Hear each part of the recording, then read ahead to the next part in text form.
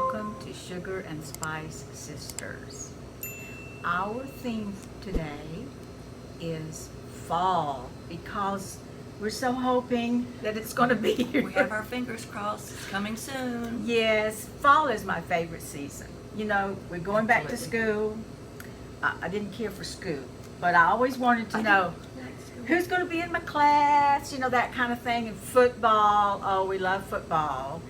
And so I'm looking forward to the crisp, cool mornings and the leaves crunching and the go dogs for sure.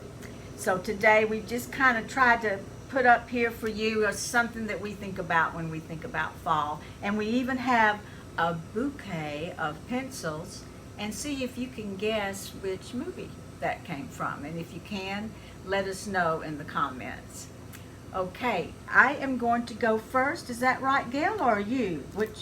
You just go first. Okay. You're talking. Keep I'm talking. Yes, I'm going to go first. And you know, I love it when I can just be so excited about a book and show that part of my enthusiasm. Now, this book called The Wrong Mother by Sophie is a mystery. And she is a well-known author and a popular author. And so I started the book, and at first it was a little slow, had a little trouble getting into it, and then it did pick up. I enjoyed the middle part of the book. I did go to the ending to figure it out. I did. And I think what really I'm not going to say destroyed the book, because I would rate it a 3. I'd give it a 3, but the characters that she writes, and I'm not talking 1 or 2, but I'm talking every character, I didn't like them. I didn't like the ones you're supposed to like. They had unusual personalities. They were very whiny and desolate, and I don't know. I thought the plot was somewhat good, although I thought it was pretty unrealistic. It was intriguing. She's got a great imagination. She has a very famous book called The Little Face. So I went ahead and got that. I downloaded it on my Libby app, and I started it, and doggone it, same type people, just whiny, emotionally erratic, almost crazy. And I just felt like... Makes you wonder a bit about the author. Well, some of the people, have to say, were the same, because she's taken a police group, you know, the detectives and all, and so she had the same characters, and I already didn't like them. But even her characters that are like the main focus, the ones that are going through something, you want to really pull for them. You want to like them, and I couldn't. So I personally don't know that I will read any more of her books, but I would say maybe try her, because I'm sure there is a big group that like her. She's a best-selling author, but I just couldn't give it more than a 3. Okay, well, I literally just finished this book last night, Carla. I'm hoping that I can give this review without tearing up. That's how much this book touched me. The Sun Does Shine by Anthony Ray Hinton, and he had some help with Laura Love Hardin. True story. It was recommended to me by one of our cousins, Carla, who had seen our YouTube Oh, I love it. channel. Thank you very And much. knew that we were giving reviews, and just knew that this would be one that we would love to read and review. It is a true story. I do believe I remember the April of 2015 when this man was released from prison. He had been on death row for 30 years in a room 5 by 7. This man is 6'4", 230 pounds, no windows. They could get out to walk for 15 minutes a day in a small fenced-in yard. This man is innocent, was innocent, but in the South, in Alabama, a black man, poor, And not just the South, okay. well, he happened to be in Alabama. Yeah, That's why I was putting it that way. It does have that stereotypical reputation, though, and of course it does have some bad history. But I do think that racial inequality is throughout the country. And I was just so touched by his story and by the fact that I know in my heart of hearts that I'm not prejudiced against anyone because of their color of skin or their religion or where they lived or their education, absolutely, or their job. But it just, I got so angry at times. I had to put the book down. I just had to put it down for a little bit. But just let me tell you, he gives you play by play what happened in a wonderful way where you can just feel you're right in the story. You're in there. Now, is the prisoner writing the Yes. story? Oh my Anthony goodness! Ray Hinton. He This is wrote him. it while he was in prison, No, or maybe he after. did not. He wrote Okay. it after he got out. Okay. And like I say, he had some help with it. But let me just say the one thing that just will grab you is the fact that through all of this, yes, he had times of depression and anger and hatred, but because he had been brought up by a mother, he was the youngest of 10, the father was not in the picture, and she had taught him to be loving, forgiving, always tell the truth, just the things that we believe is the right thing to do. Right. And yet he was What was he in there for, Gail? okay, there were 2 murders and then an attempted murder, and it was a similar type style because it was a restaurant and the person who would put them in the cooler and rob, what was in the cash register, the safe or whatever. But the third person was not killed, and so he pretended to be dead and was able to survive, and he picked Ray out of a lineup. I don't want to give too much away, but Ray had hope.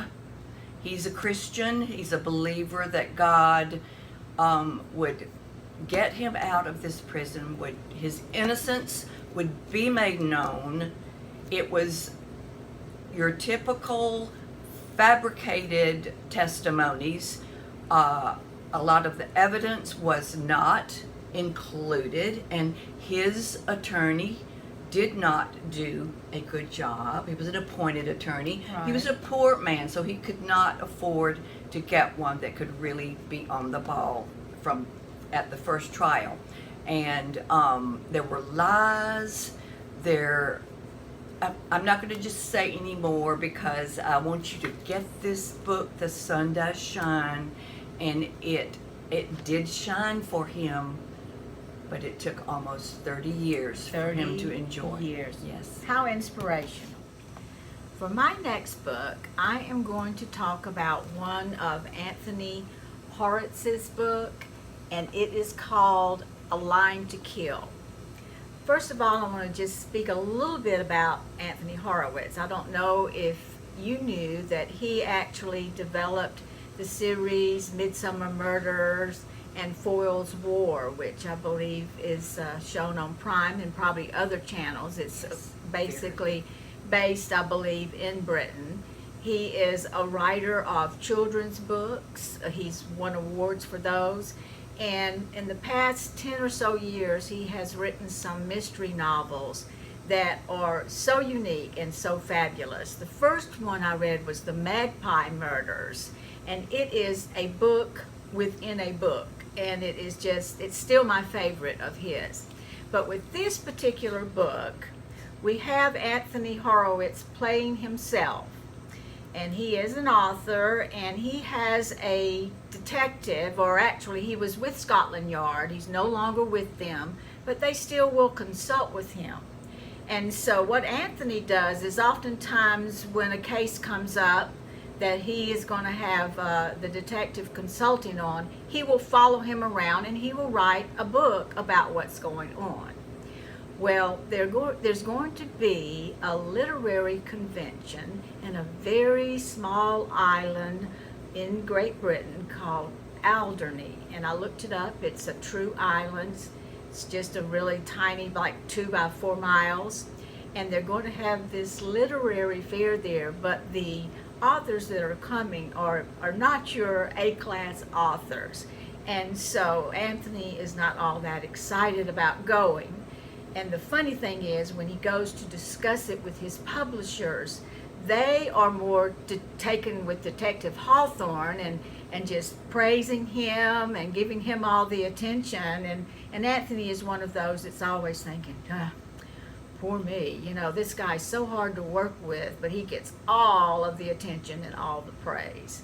So I love their unique relationship.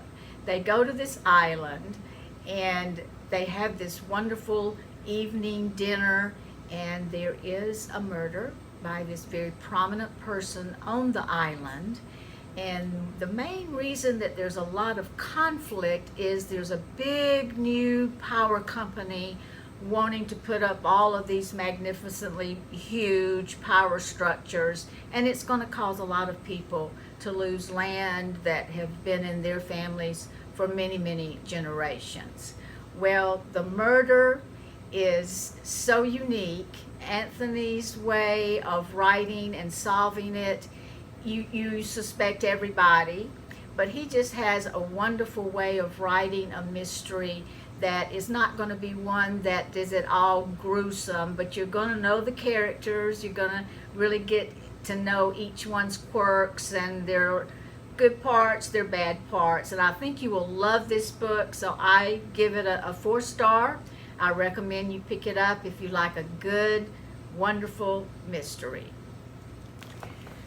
And I realized, Carla, that I did not give any stars for the book I reviewed. Let me guess. Book. 5. Absolutely 5, absolutely.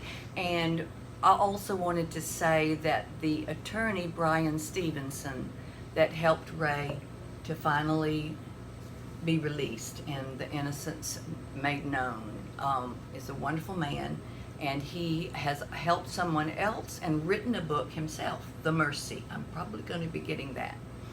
I just want to put that in, but I also wanted to say that our cousin Jack and his daughter Alice were the ones that recommended that one, The Sun Does Shine, and Jack has met Ray, and he has also met his attorney Brian and had Ray to come and speak at the Walker School. Ray goes and speaks and gives hope to many. That's so wonderful. Thank you for letting me just put that little bit in. I forgot to do that when I was reviewing The Sun Does Shine. Now I want to review a book that my sweet sister here recommended, In the Bleak Midwinter by Julia Spencer-Fleming. Oh. And our sweet editor and producer and graphic artist, Josh, is going to need to put a picture up for me because I put the book back into the library, and I'm reading so many books now, Carla. You know we both are. It was one I had checked out, and then I said, you've got to read it. Oh, that is correct. And she was worried about getting it back in time. I wondered why I put it back in so quickly, but so I don't have the book in front of me. But I paid some on my tab yesterday, gal. Oh, you know. So do I owe you some money then Heavens, for that one, you heavens think? no. I mean, and I know you can get up to $10 on your tab, and they'll still keep letting you check out books. I'm hoping that I got it in. But anyway, In the Bleak Midwinter by Julia Spencer-Fleming. And I've already checked out another one of her books because it is a series. How many, Carla? 8 or 9? I think there's about 9, yes. And so this one I'll be reading next, A Fountain Filled with Blood, Julia Spencer-Fleming. But the one that I read was the first one, right, Carla? Yes, yes. All right, and I'm just looking down at my notes a little bit because I put the book in. All right. Now, she writes about mysteries and murders, and in this town in New York, the main character, Claire, who was a helicopter pilot in the Army.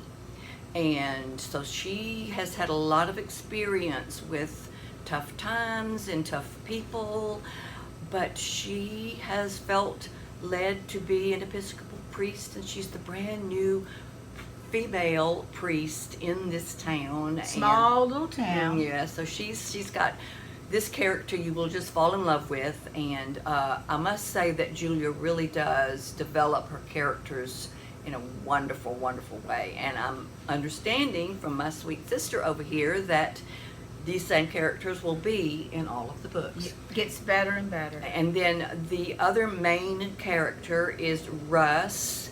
I can't remember his last name right at the moment. He is the police chief for Killer Mill is the name of the town. Killer Mill, New York. A really strange name for a town, but some killing does happen in Killer Mill. Yeah, it's kind of like Murder, She Wrote. You wonder how many people can die. Right. Every time she's in that town, someone's going to die. Now, this, it starts out in the winter, and it's very cold, and the snow is coming down, and Claire has stayed a little bit late at the church, and she goes outside, and here is a box with a brand newborn baby in it.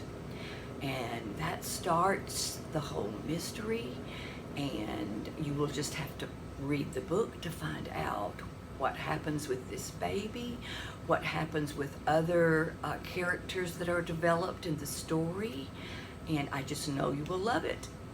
Yes, one of the things I remember about the first one specifically was how well I thought that the author, Julia Spencer-Fleming, does her research about all aspects of the weather, the terrain, the types of mechanical things that are utilized, and the way she writes the scenes that are, you know, the climatic ones. They are so wonderful.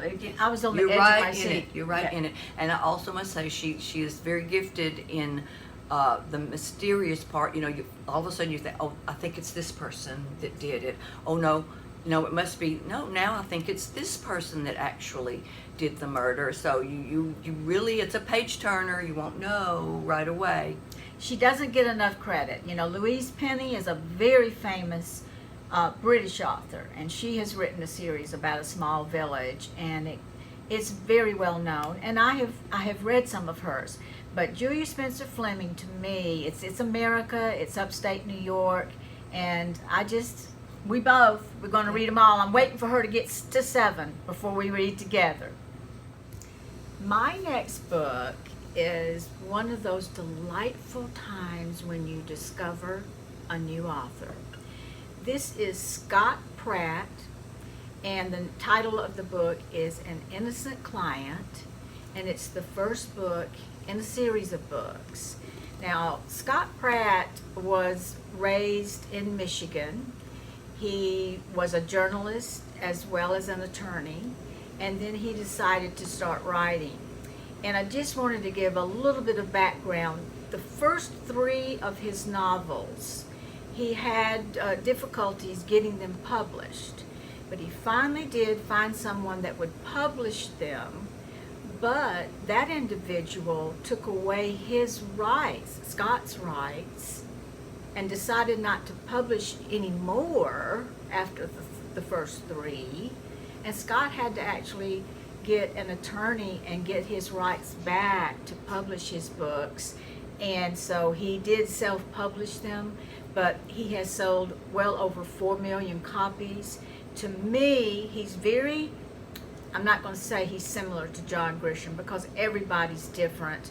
But if you like a good legal drama, the characters, the family, he has a wife, Carolyn, a daughter, and a son.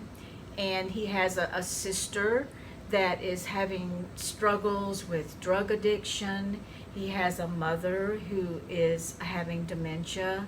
And you get to know all of the family. And he's just one of those good attorneys. He wants to do the right thing. He's a defense attorney. And he has decided after doing that for about 10 years that he needs to get out of that particular arena because he realizes that oftentimes he is helping people that have done something wrong. And he does his best to kind of keep a good balance of helping them get some kind of punishment, but not too harsh and not too lenient, just to have that balance. And this particular case is about a preacher who is murdered right after he has gone to visit one of those facilities where you have the ladies that can meet all of your needs, so to speak. So it's based in Johnson City, Tennessee, which is where Scott actually ended up moving and living his life. So I highly recommend it. Scott Pratt, An Innocent Client. I have already got the second one, and I can't wait to read it.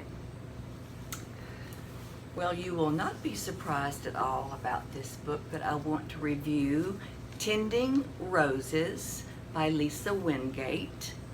And actually, I'm giving this book 5 stars, Carla. I'm giving all of my books 5 stars today. I forgot to do Wow. one for Okay. the Bleak Midwinter, so just so happens all of mine are 5 stars. Well, They just are to wonderful. interrupt you just a moment. Okay, just a moment. absolutely, absolutely. I'm going to give Scott's, I love him and I want you to read him. So I would give him a 5 just to say, please try him. I'm going to give him an actual 4 because I don't give out 5s very much. But read Scott Pratt's books. Read anything that Lisa Wingate writes. Tending Roses is a story about a family that has gone through some trials, tribulations. The grandmother is the focal character, and she is precious. She has so much spunk and loves to garden, and her rose garden is beautiful, thus Tending Roses. But she's getting on up in age and lives on the family farm. Her husband was older when they got married, and so he died, and she's been taking care of the farm or having someone lease out part of the land or help her with it for many years. But she is beginning with dementia, just a little bit, the little short-term memory. She had 2 children, a son and a daughter, and the daughter moved away quite a ways away. And the son lives close to the farm, but he had enough of the farm when he was growing up and just really doesn't care much for taking care of it and wanting to come back and be a part of it or stay there for sure. The other main character is Kate, the granddaughter. She and her husband live in Chicago, and her husband is very successful in his business. He can work some from home on the computer. You know, everybody can do that now. Now, Kate, her particular career is one that it's very fast-paced, and she needs to be on top of everything and traveling a little bit, and she can do some from home, but they have a brand new baby, little baby boy, and they are so blessed to have him because when he was born prematurely, he had a heart dysfunction, a hole in his heart, had to have some surgeries down the road, several surgeries actually. So they are strapped as far as their finances. They really both need to work. She has taken her maternity leave. And part of her maternity leave, she wants to go back to the farm where her grandmother is in Missouri and help her get ready for Christmas, to have all the family there for Christmas.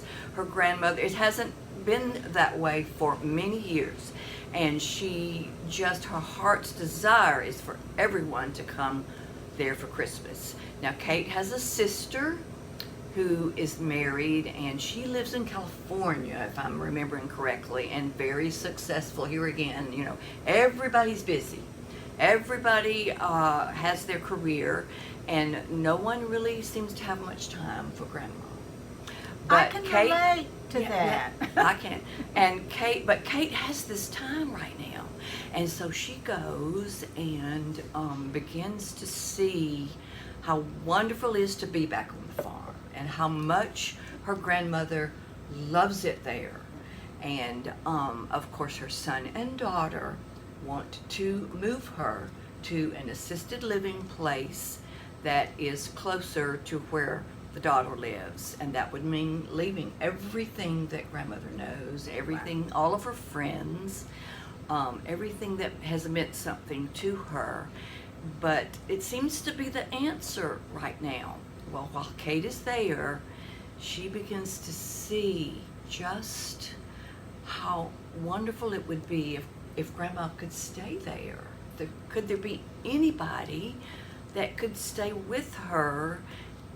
She can function pretty well, but she does need somebody there. So there's some conflict. They're a little bit worried about the gathering at Christmas, because as a lot of families do, they have these little tiffs and little falling out. So some of that has happened. So there's a little bit of nerves about them all being together. But Lisa Wingate, oh my goodness, the way she writes, you are just right there with all of them and feeling every emotion and feeling every struggle. And I don't want to give away too much, but they make it through Christmas. Lots of things goes on.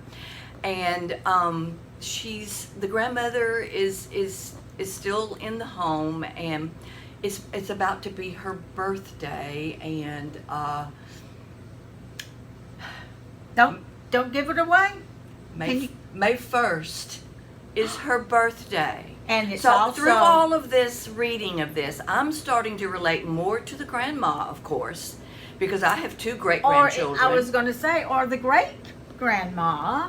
Well, she is the great-grandma. Yeah, because great-grandma. Kate has the little boy, so that's her great-grandson.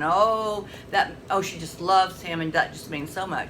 But as soon as I hit the fact that her birthday, it's May 1st, my birthday, I'm just crying at that point, of course. But you laugh, you cry, you struggle with them. I won't say anymore because I don't want to tell you the whole entire book. Please get Tending Roses by Lisa Wingate. Well, for my last review today, I wanted to mention a book I'm reading. It's a science fiction book, and I have been wanting to get into some science fiction and fantasy. I'm not sure why. I just feel this kind of call to do it.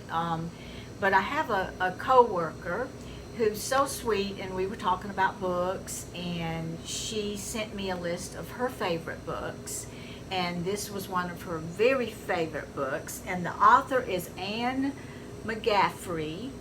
I think if you do read science fiction, you'll know her.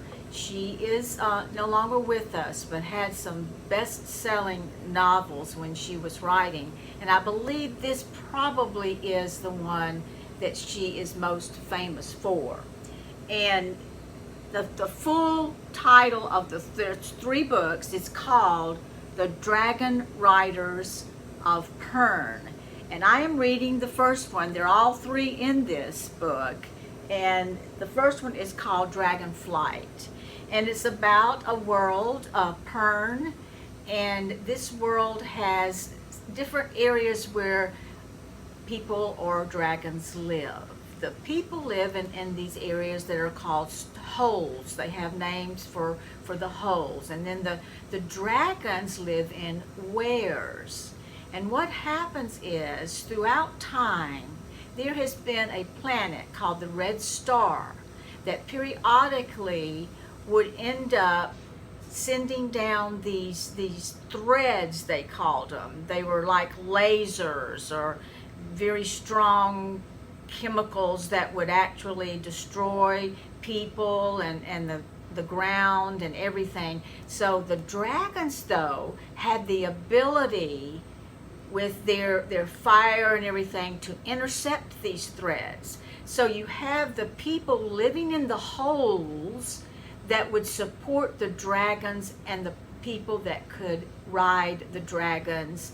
And it was a wonderful society. It worked together. They were protected by the Dragonriders and the dragons, and the people grew all of the food and provided that. But as time went by, there was a lot of years, many, many years, where they didn't have any problems with the red sky. And so people started thinking, well, maybe this is just never going to happen again. So they just let things slide. And this is the story of how they begin to realize that the threads are going to come again. The Dragonriders and the dragons are getting ready. They're preparing. It's very exciting. I'm enjoying it very much. I'm almost through with the first book. I love the characters, Lessa, Flare, Floor, and kind of the main character is a female, and I kind of like that. And she's head of the Dragonware. And I just love these books. I'm going to enjoy them and tell you more about them. Something about a child in me likes to still remember the fantasy. Well, I was going to say, it's not just for YA type book. No, yeah. Okay. It's an adult series, and thank you so much for recommending it to me, Kelly, my coworker. And also, I just do want to mention, talking about persons that are watching us and recommending, I do know that Patty has told me she is reading one of the books that I talked about, Something in the Water, and I want her to comment and let me know when she gets through what she thought about it. We are so blessed to have all of you tune in to us and leave some comments and hit the subscribe button, and we hope that we are giving you some wonderful ideas of books to read. They are a blessing. And don't feel overwhelmed. Just go to your library, search out used bookstores. I have a favorite here that I go to regularly, and we will see you soon.